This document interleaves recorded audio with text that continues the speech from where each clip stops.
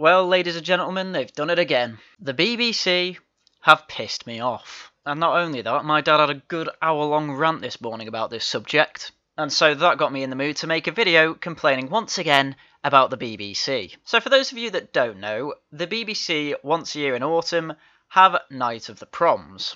And generally it is just a music concert where they play classic tunes and have opera singers and choirs and the like, and it's basically a nice British night or three of culture. And it usually ends with two songs, one being Land of Hope and Glory,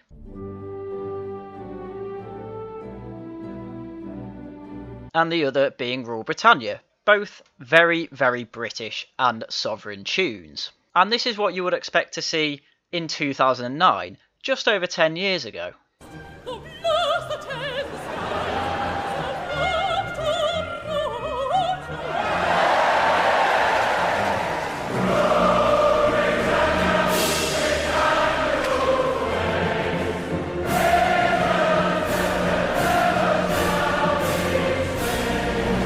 Yes, 'tis probably the most sovereign picture of Britain that you could ever imagine. A huge cheer from the great British crowd when a Union Jack is started to be flown by the opera singer singing Rule Britannia, and then a sea of Brits waving different kinds of flags around, whether it be Union Jack, whether it be the St George's flag. I think there are a few St Andrews ones in there, and I'm pretty sure the St David's one was there too, but I didn't see any Northern Ireland ones. But you get the point. This is a night all about Britain and to celebrate Britain, its culture, what it's put forward toward music and art, what it's put forward toward the world. So naturally I feel quite a deep connection to this type of thing.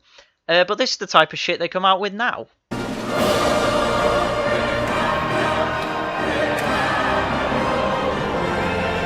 Yes, we now have to deal with the gay pride flag taking over what should be the flag of Great Britain and Northern Ireland. I mean, seriously, I've had conversations with people before and they're like, why do you hate this flag?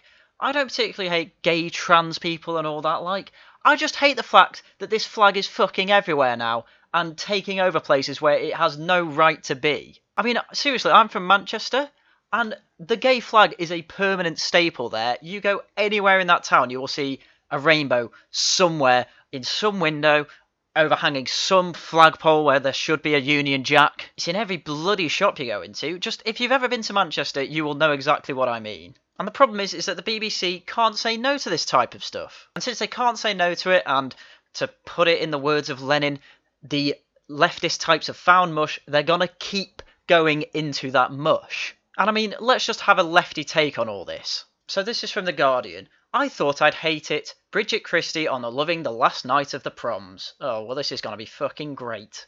The standout moment, Jamie Barton ensures Rule Britannia is unforgettable.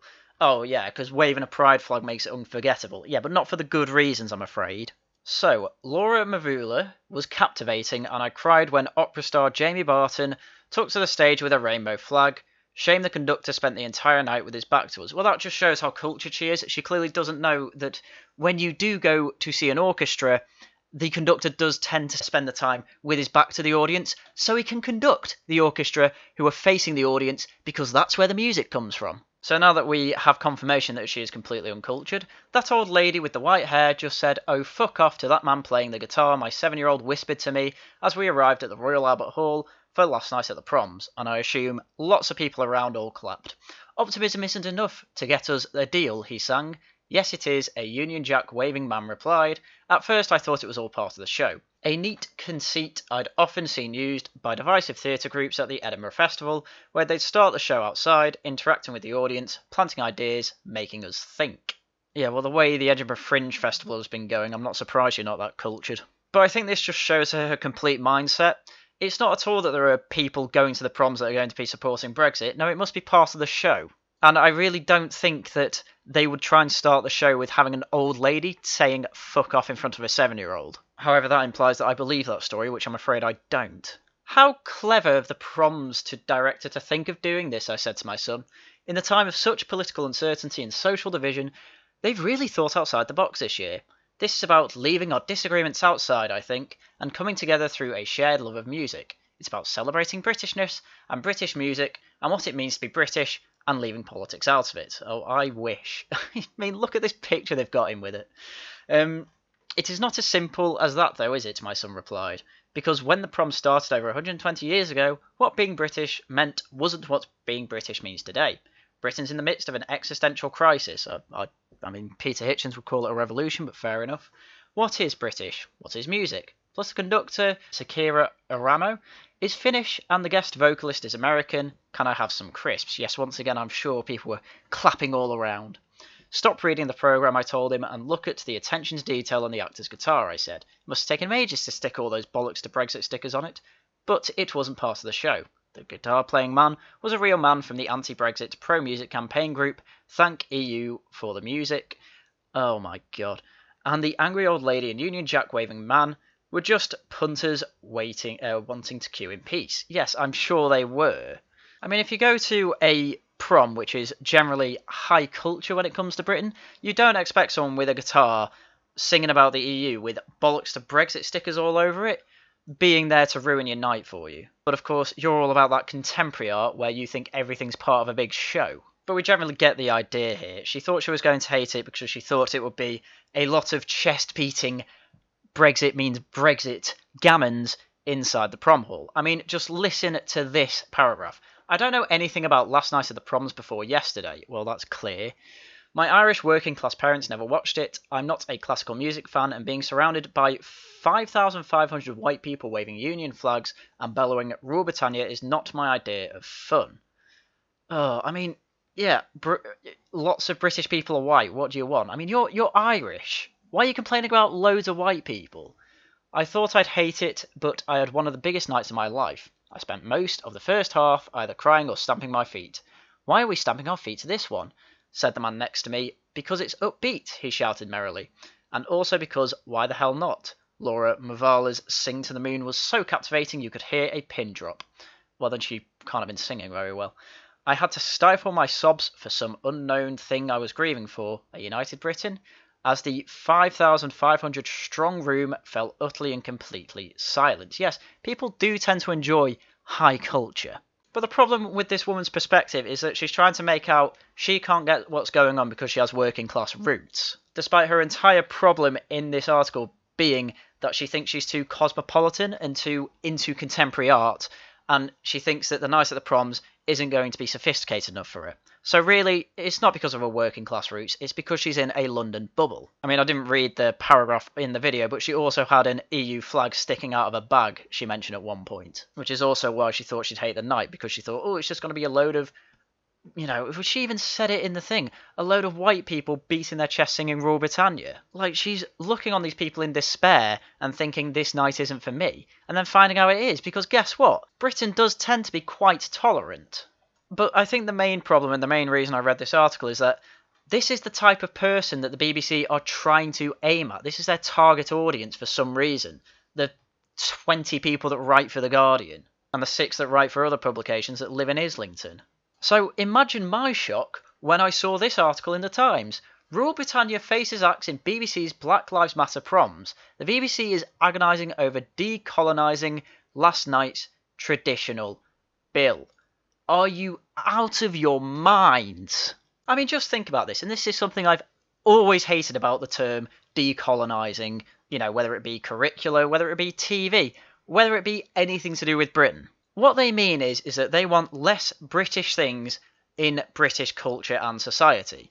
They want less of the native and indigenous things from Britain, whether it be culture, whether it be the goddamn people. They want less of that in everything they see around them, and they want more things from, say, Africa. They want more things from, say, I don't know, South America. More things that are diverse and, quite frankly, just simply not British, or at least not indigenously British. So what is this really? It's not decolonisation, it's full-on colonisation of our culture, of our, well, everything, really. And they can play all the language games they want, but, I mean, I'm seeing right through it right now. Anyway, before I get too mad, let's get into the article. The BBC is discussing whether to drop Rule Britannia and Land of Hope and Glory from the last night of the Proms in the wake of the Black Lives Matter movement. Fuck Black Lives Matter, they should have nothing to do with it. The traditional anthems are hugely popular with the flag-waving prommers who ordinarily cram into the Royal Albert Hall, but organisers fear a backlash because of their perceived association with colonialism and slavery. We ended slavery. Colonialism was a net good when it came to the British. That should be end of story. But no, everything to do with Britain has to be evil. Has to be evil. Forget all the good. Forget that the transatlantic slave trade doesn't exist anymore, and we only just finished paying it off about 5 years ago. I mean, I cannot stand these people. Delilah Stasevska, 35 from Finland, who is conducting the last night, is among those said to be keen to modernise the evening's repertoire and reduce the patriotic elements. Why are we listening to a Finnish bitch about this issue? This is a night for British culture. Can we not even have this one night anymore? Just this one night to sing Rule Britannia? We can't even have that. No, they've found mush. They're going to keep going until nothing is recognisably British when it comes to the Proms. A BBC source said Delilah is a big supporter of Black Lives Matter and thinks a ceremony without an audience is the perfect moment to bring change. Get to fuck. I mean, seriously, BBC, why is it when anything that comes remotely to praising the British in any way, it's someone either from a foreign land like Finland, or it's someone from one of our dogshit universities like Oxford that come along and say, no, but white lives don't matter, get promoted at Cambridge. Say that London isn't an English city anymore? Oh, everyone's got to go against that. Oh, we need less Rule Britannia. We need less Land of Hope and Glory. Oh, how brave. We need to decolonise this shit. No, I say no. I say, this needs to be pushed back in every way it can be. Write to the BBC to complain about this. Given it's a public broadcaster, perhaps they should listen to the public other than some tart who is overeducated and from a different country, and maybe then you wouldn't be having the struggles you now have and having to demand that people carry on being forced to pay for your shit television service. God, I'm going right off on one today. Anyway, the team drawing up the programme for the occasion includes David Pickard, 60, director of the BBC Proms, Stavveska, who will be only the second female conductor to preside over the last night of the Proms, I don't care, and Golda Schultz, 36, a South African soprano. Great. So, of the 3 people who get the ultimate say on this, 2 of them aren't even British. What is the BBC doing? Why are you listening to them? No. It's a tradition from 120 years to sing Rule Britannia and Land of Hope and Glory. That is the tradition. You are not getting rid of it. They've been meeting regularly over Zoom, but have yet to agree on the last night programme, which is on September 12. They are also concerned about how to strike a sombre tone during a global pandemic and how to respond to the ongoing debates over race equality. Fuck the race equality, right? Fuck the global pandemic. Fuck all those debates, right? This is about Britain. This is about our culture, our music, what we have given to the world, which is a goddamn lot, and it's a hell of a lot more than South Africa or Finland, I can tell you that. I know I sound like a broken record, but Night of the Proms, British night, please make it a truly British night with our 2 anthems. But no, this is the type of crap I have to talk about because the BBC has no backbone when it comes to the very country that created it. The coronavirus restrictions will certainly make it difficult to perform Rule Britannia in the traditional way, and could provide an excuse for the BBC to drop it. I don't you fucking dare. Rule Britannia is usually performed by about 80 members of the BBC Symphony Orchestra and a chorus of more than 100 singers. But social distancing guidelines mean the orchestra is expected to be about half its normal strength, with only about 18 singers able to perform. There will be no audience to sing along. I don't care. You are still going to sing it. And you still better sing it, otherwise, I mean, I can imagine lots of people who will finally bite the bullet and drop their television licensing fee. I mean, just look at this poll. This is just from the Times, and with 3,500 votes, 86% of people think that the Proms should keep Land of Hope and Glory, and presumably Rule Britannia as well. And the Times is fairly central when it comes to where it lies on the political spectrum, and that's likely reflected in the readership as well. So, generally, the centre of the country still thinks that Land of Hope and Glory should still be in the Proms. And that's not even the main one. The main one's Rule Britannia. I mean, the article goes through a few more people complaining about the songs, like, oh, you know, Rule Britannia and Land of Hope and Glory make me feel alienated. And apparently one insider mentioned that the BBC is calling this the Black Lives Matter Proms. And this is apparently due to the live performances, which begin on Friday. They will open with a piece written by Hannah Kendall, 36, a black British composer, and will close with Schultz leading the last night ceremony on its 125th anniversary. And Schultz is the South African, I mean, she's not even black, but half black lady. I guess I'll finish up with personal comments from her. So each year, the main singer on the last night can include a piece close to their heart. Last year, the bisexual mezzo-soprano Jamie Barton chose Judy Garland's Somewhere Over the Rainbow, a gay anthem. Is it? I thought it was from Wizard of Oz. Schultz is yet to announce what she has chosen, but when accepting the position, she tweeted, "Honoured to be representing for Africa."